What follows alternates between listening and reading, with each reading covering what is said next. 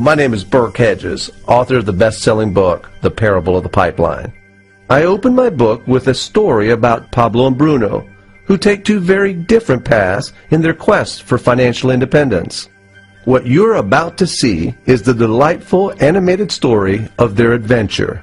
So, sit back, relax, and enjoy the life-changing lessons in The Parable of the Pipeline.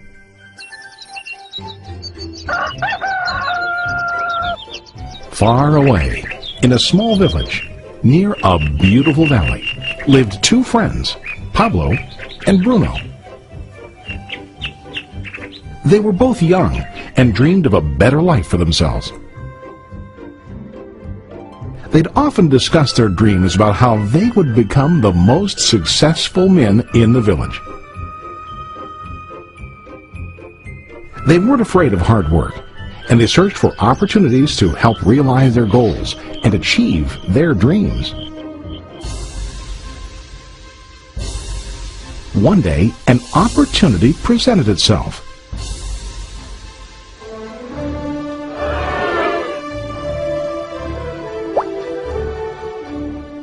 The mayor of the village decided to hire two people to bring water from a spring up on the mountain, across the valley, back down to the village. They were to be paid based on the amount of water delivered to the village. Bruno and Pablo enthusiastically got to work. Every day, from morning till evening, they carried buckets to and from the spring. They worked hard, carrying water to the village. In the evening, they'd return home with their day's wages.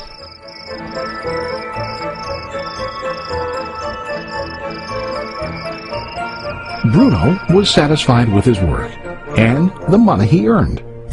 He was sure that with this work he could achieve his dreams.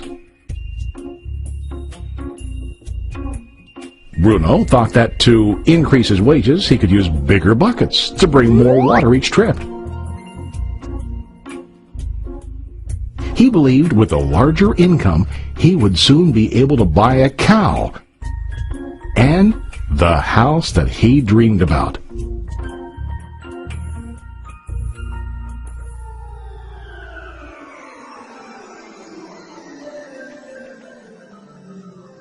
Now Pablo was not satisfied.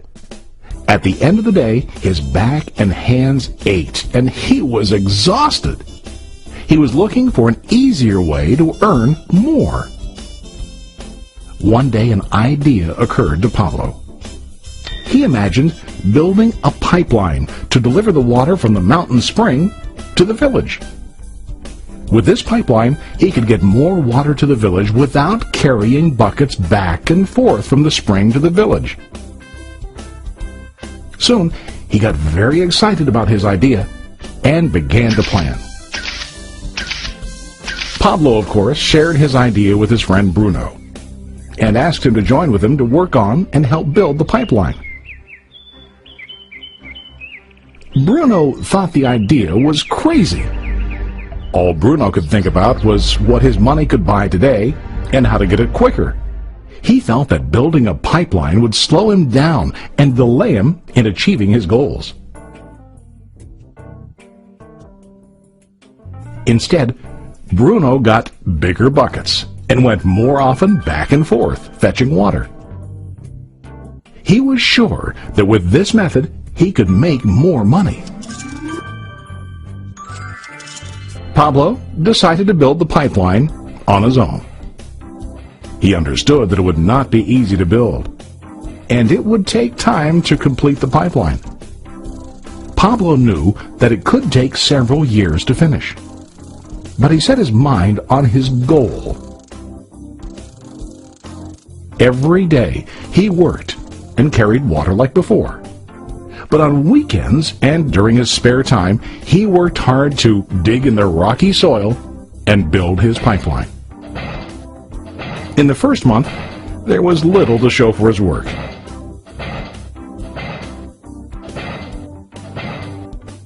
Bruno and the villagers laughed and teased him. They called him Pablo the Pipeline Man.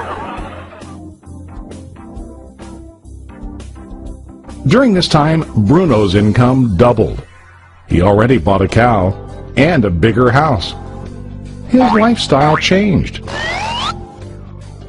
He now spent time after work in the bar, enjoying his hard-earned wages from delivering water.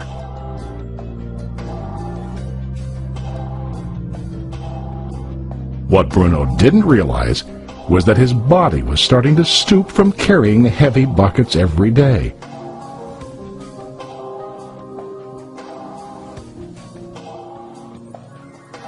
His face looked worn and his body tired.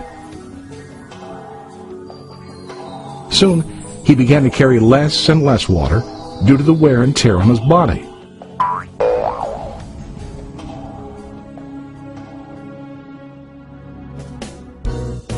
Month after month, Pablo worked.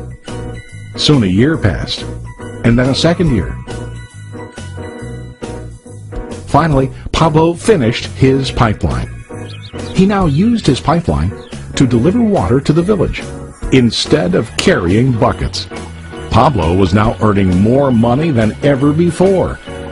The water continued flowing to the village, while Pablo wasn't working. While he slept and ate, the water flowed. Pablo was happy and proud of his insight, persistence, and hard work. Now his income flowed as long as the water flowed through his pipeline.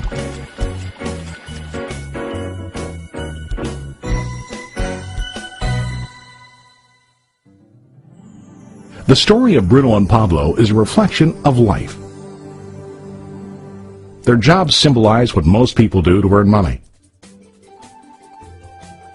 Bruno gets his money using buckets. He goes back and forth, carrying his buckets from the spring to the village in exchange for money. To increase his income, he either has to go more frequently to the spring or to use larger buckets. It's common in real life to increase our income by working harder. For example, working overtime or getting a second job. We also increase the size of our buckets by accepting a higher paying position, which often includes spending more time on the job. Most of us exchange time for money like Bruno. We know that every person has only 24 hours in the day and that it's not possible to use all our time to work. The most difficult time comes when we can no longer exchange time for money due to age, health, or other reasons.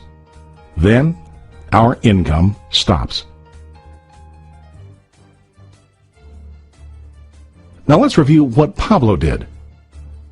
Very wisely, Pablo did not exchange all of his time for a limited income, but he used some of his time to build a pipeline. He knew that the pipeline would bring ongoing income as long as the water flowed. An ongoing income that multiplied the time he worked each day.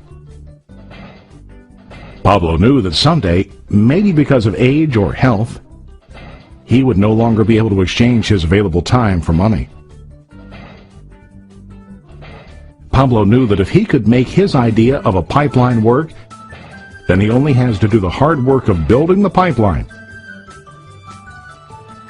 After the pipeline was completed, Pablo was able to monitor and maintain the flow of water to ensure that his income will continue. Pablo has shown us that to earn an income, we don't always have to directly exchange time for money. There really are better ways. How about you? Are you still like Bruno, who directly exchanges time for money? Or do you want to be like Pablo, building and maintaining a pipeline for ongoing income? If you are interested in the idea of building your own pipeline, contact the person who lent you this presentation. You can start building your pipeline today.